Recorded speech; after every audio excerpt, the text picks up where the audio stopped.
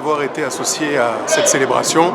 La Côte d'Ivoire, c'est un grand pays pour l'Afrique, un pays poumon dans un moment où les choses se déstabilisent.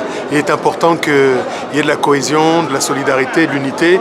Donc on entend le son de cloche de la reconnexion, de la réconciliation. Donc nous sommes heureux. La Côte d'Ivoire, vraiment, c'est un terreau fertile de partage, de culture, de civilisation. C'est, on va dire, c'est les États-Unis d'Afrique. Tout le monde est passé par là.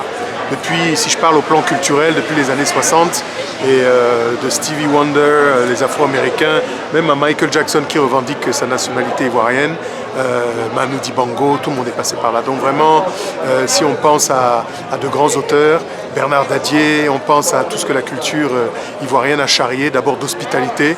On est très heureux d'être associé à cet événement. On souhaite que tous les États africains se rassemblent parce que nous sommes dans une période de difficulté.